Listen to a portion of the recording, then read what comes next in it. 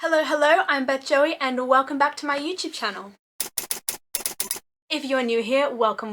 This is the channel where I paint my face, turn my camera on and talk about books. Because of the hectic month that was January where I had to release 2 parts to my reading update because I read 13 books and that was way too much to put in one video, I've decided to start doing 5 book reading updates. Let's just jump straight into the 5 books that I've read most recently, starting with my first DNF of the year, which yes, I am counting as one of the 5 books, which was Girl A by Abigail Dean. Girl A by Abigail Dean follows a girl by the name of Lexi Gray, who was named Girl A because she was the first girl who was able to escape from her family house of horrors and notify the police and get them to come and save her. The father never escaped this house of horrors, having committed suicide right before the police arrived. However, the mother was imprisoned and has been in prison ever since until the events of this book. The mother has passed away in prison and bequeathed the house to all the children, who then decide that they want to turn it into something good. But first they need to come to terms with each other and the relationships that have been destroyed over the years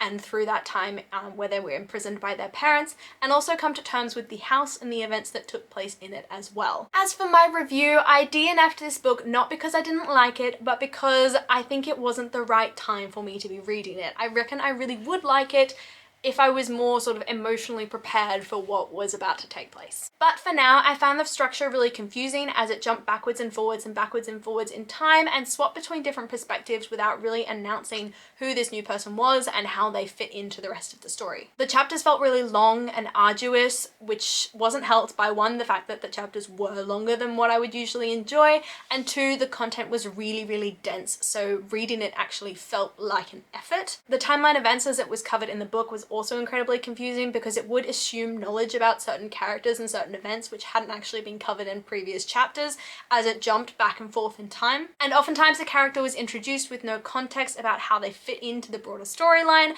so I DNF'd the book. Next up, I am going to bunch these 2 books together because I don't want to go into detail too much about what each of them are about because they are the 3rd and 4th book in their respective series, and they are Heartstopper Volume 3 and Volume 4 by Alice Oseman. Heartstopper follows Nick and Charlie, who are 2 boys in high school. Charlie is an openly gay kid in the school who was essentially outed the year prior and faced a lot of bullying and a lot of trauma as a result of that, but he's finally beginning to come to terms with who he is and with the fact that everybody knows who he is as well. He's growing in confidence. Nick is your sort of stereotypically manly man. He plays rugby and he's always been very confident in his sexuality. He's always seen himself one way until he begins to build this relationship with Charlie and he begins to question everything that he believed about himself and his sexuality. As it is a romance, it's pretty obvious that in the first book they get into a relationship, and the rest of the series follows the 2 of them as they go through various struggles,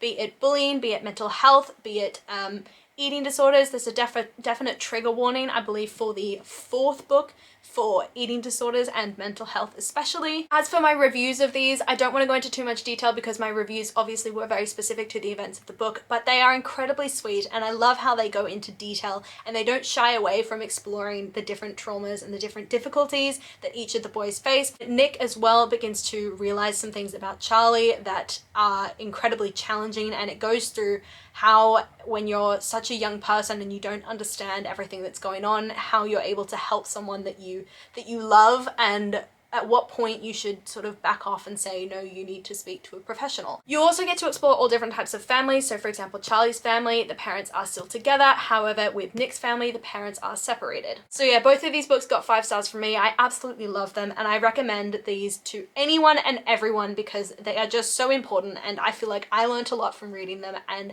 frankly, kids in high school should be reading these sorts of things because it is so open and it tells you that you shouldn't be afraid to talk to someone if you think that you need to. Next up was my second DNF of the year, and it's so annoying to me that both of these happened in February, but I picked up 2 books that I just was not in the mood to read. That was The Eye of the World by Robert Jordan, which is the first book in the Wheel of Time series. This is an Amazon TV show as well, so I saw that, got really hooked on it and decided I wanted to pick up the book. But a big big reason why I DNF'd this was because I was incredibly intimidated by it. This is like 771 pages and the whole series itself is like 14 books. As for what it's about, I suck at describing this world, so I'm just going to read the blurb, and it says, when she arrives in a small village in the Two Rivers, Moraine discovers 3 young men, each of whom might be the long-awaited and reviled chosen one, the Dragon Reborn. But she's not the only stranger new to the village, nor the only one searching.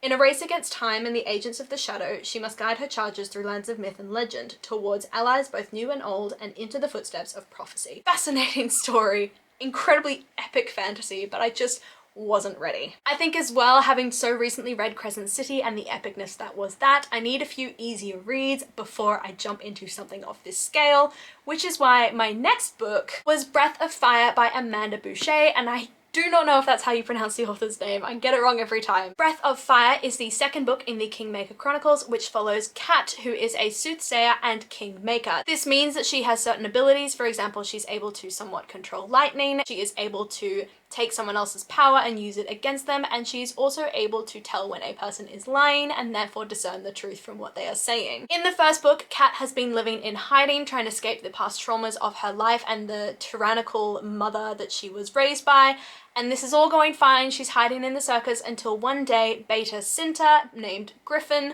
comes and kidnaps her. Beta Cinta, or Griffin, knows that Kat is the Kingmaker and knows that she would be incredibly useful in helping him achieve his goal of uniting the kingdoms and getting rid of these tyrannical alphas. Obviously, Kat tries to run away, but as the relationship there grows, as she begins to realize that what he's doing is genuine and not just a cry for power, she begins to help, and they are thrown into a rebellion of an intense scale as they face all different creatures. They learn more about Kat's past and her relationship with the gods and where she came from. It had been a little bit since I read the first book, but I have to credit Amanda Bouchet for how amazingly she's able to throw you right back into the plot and make you remember everything that you'd forgotten. I will say that it began kind of weirdly with probably the shortest lasting fight that I've ever seen between two characters who are romantically involved, but the adventure from there was just as amazing as it was in the first book, and I loved as we got to explore the sort of family side of things as we looked into the familial relationships in the Sinton court,